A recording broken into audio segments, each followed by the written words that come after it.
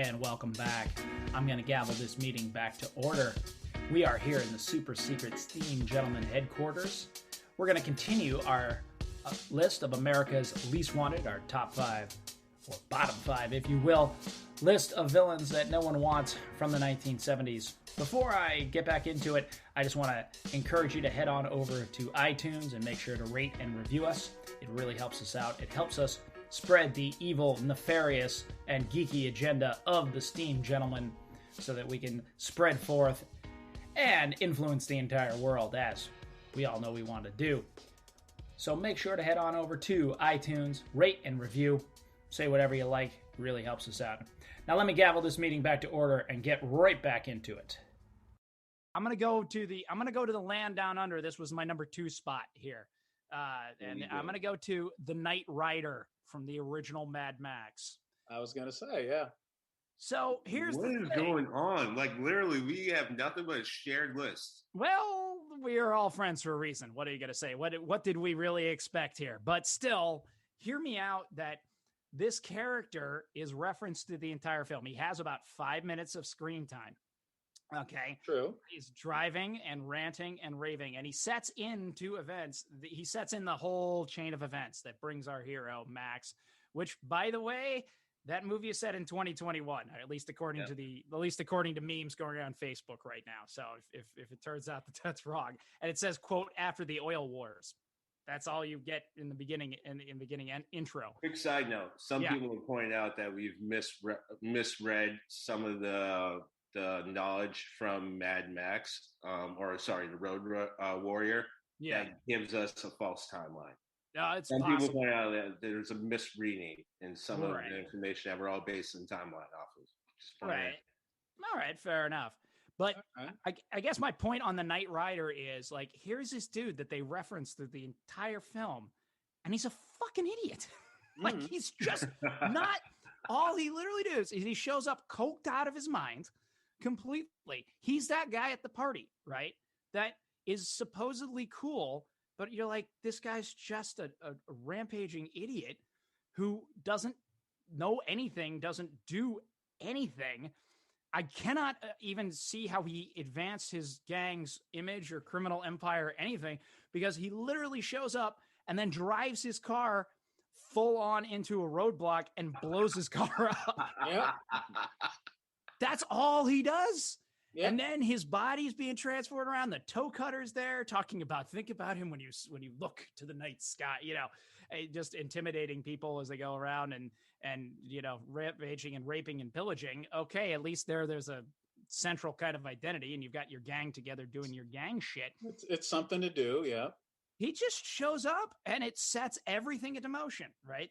Kills another cop, and then they kill Max's family. And then, that goes on from there, and he's got to get revenge on everybody. And okay, it's this dark future timeline, but really, honestly, the weakest of all those films, but that's a story for another time. Well, what's more powerful, a person or an idea? Clearly, that's it. Is that the idea? Maybe, I would put the idea of the Knight Rider on a to keep list, but the actual Knight Rider himself sucks. Right? He's like an overhyped athlete.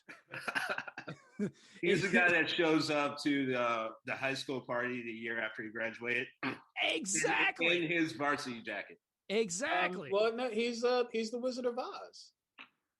He's the Wizard of Oz. Everyone is terrified of the specter of this person, this being, this thing, and he sort of, gets a greater mythos, like the more time that you give him, and then he shows up and, shit. Really? Oh, shit. It's sort of the difference between season 2 Omar and season 5 Omar. You know what I mean? Yeah. Oh, indeed. Yeah, indeed. So it's I see what you mean. And no, now that I would definitely want to give people the sense of fear that he gave. Like, I would want that on my side, but the actual character. Nah, he ain't gonna do you any good, is he? No. Nah. I mean, I don't see anything. Like, even like I say, even the toe cutter has like at least the skills of being the gang leader. Clearly, like he holds his bullshit together somehow. Good name. Yeah, exactly. You know, he's got that, and he ended up playing several bad guys in different films. So you know, he gets to live through almost all the Mad Max movies. I think he's in all. I think he's in all four. But you know, the actor recently passed. I'm forgetting his name, but you know, he at least does something. He's got something to it. But yeah, Knight Rider, total cachet, total name. There for 5 minutes, blows his own damn car up, kills him and his girlfriend. You're useless. So I guess he's the Snoke before Snoke. I'll give you that. Well, we haven't reached that era yet for Snoke, but I'm sure we'll visit down the line. Greg, what you got next? Who did I say next? Because I was really trying to think of like, because Marvel did a series back in the 70s where they were bringing back all of the classic monsters, but they sucked.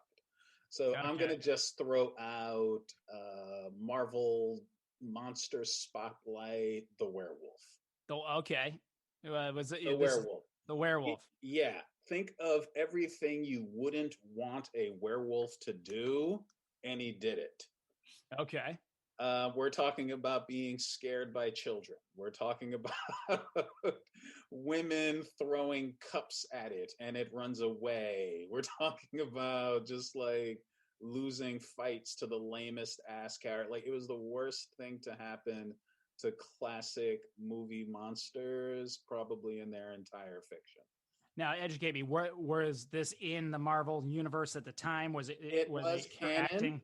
Yeah, it was canon, which was good because actually some good characters came out of it. It was kind of like when Ghost Rider came out, right? And Swamp Thing. I think Swamp Thing in the 70s.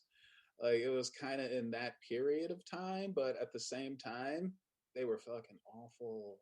Yeah, they were terrible. I don't even think any one of those issues are worth any money. But good characters like Mobius came out of it.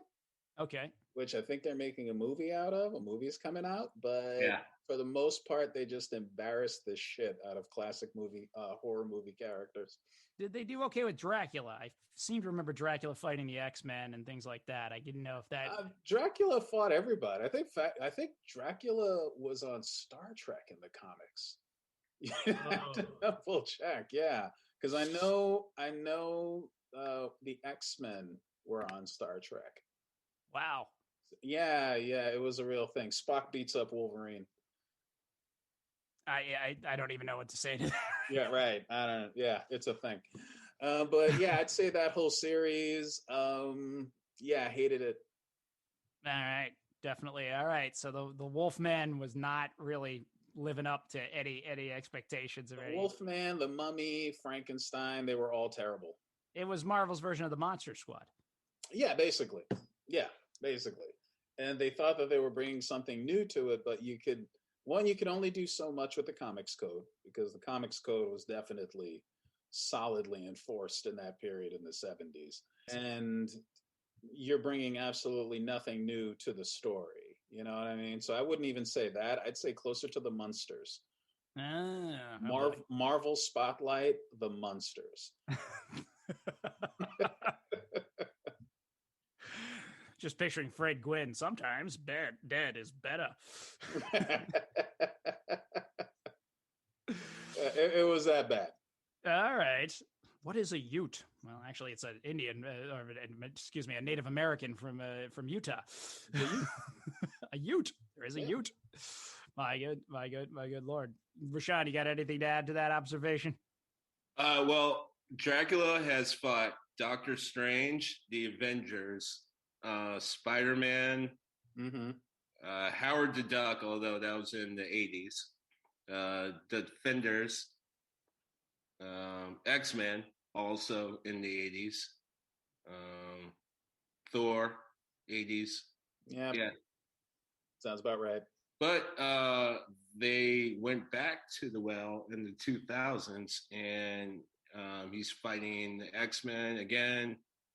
Fantastic Four, yeah. So he was the animated Avengers. He was a recurring villain on that. Mm-hmm. Okay. Yeah. So but they got some legs out of that. But to be fair, he was not the Dracula from the Marvel spotlight. Like, this Dracula is fairly badass. Yeah, the one in the 70s, that's the one that fought Doctor Strange, right. Spider-Man, and the Avengers. Right. Okay. Which, I mean, realistically, shouldn't he be able to turn some of them into vampires? That's the one thing. I wouldn't be against if they tried to and they couldn't, only because, like, with the mutant gene, who knows? Well, and that's the same with the Wolfman too, because both of them are creatures that have the power to propagate their own species by turning others into it. So the Wolfman could scratch you or bite you, right? And so you have yet more lost opportunity there to see where you could have taken the stories, like you say, like what happens if Wolverine gets bitten by the Wolfman. Well, I mean, don't give Marvel too much credit. There was an event in the early 90s where everyone in the Marvel universe turned into a werewolf. Okay. It happened. All right. It happened. Yes. I remember them all. Turning into ninjas. Really was sort of the thing. Like everybody, all of a sudden, Storm was a ninja. Psylocke was a ninja. Psylocke was a ninja. Yeah. And let's say there was because we were also talking about the ridiculous shit you have to do when you don't write in a proper ending. Everyone got turned into a werewolf. Everyone's been turned into vampires, and everyone's been turned into zombies. Okay, all right. Yeah. So we've run down all those tropes. So yep, we've done all those. Actually, if I can hop in and toss it down before. Yeah, go for it. Do it. It's all the villains from Clint Eastwood movies in the 70s. Every one of them. Here we go. So, funny enough, Dirty Harry, co-written by Fink. The bad guy is the bad guy's Sniper. Harry Fink, is it, or is it who is Arthur? It's like a RH Fink or some RJ. Yeah. I remember that seeing that the first time I saw Dirty Harry. It jumps out for obvious reasons. So fair enough. Yeah, you don't see a lot of that out there. Not like a Smith. And then Magnum Force, a mobster. The Enforcer, it's the People's Revolutionary Strike Force. So that one is really, really sticking in there because to me, that sort of helped grease the tracks to a world where I'm not going to say for any specific reason, but we can walk around saying that a group of people against fascism are the enemies. So every time I watch these movies, I'm like, you guys are possibly some of the worst villains that could ever possibly happen. And they were there to enforce the establishment. Remember, they are communists and they're revolutionaries, and it's each one of those are references at least in the first one they call him the Scorpio, which is a reference to Zodiac, and right. He was killing in the San Francisco area, and then the People's Revolutionary Army was the Symbionese Liberation Front, which got its start in Oakland, and then kidnapped Patty Hearst, and then was going up and down the California coast. So of course, right, they're totally, look at these long-haired hippie commies, making a run on good society here, right? Exactly.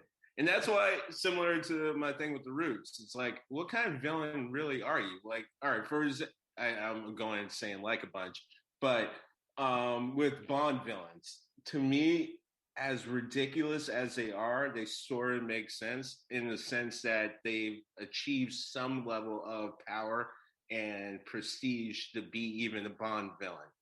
You did something right somewhere along the line. These villains, I don't understand what you're going after. I really don't understand what power you think you're going to get. Even if you throw in the fact that the first villain I talked about, the Scorpio, the Sniper, is really supposed to be a reflection off of the Zodiac Killer. The Zodiac Killer actually had, as Greg points out many times, an endpoint. These guys are just like, I'm going to kill some people. And it always represented some sort of, the other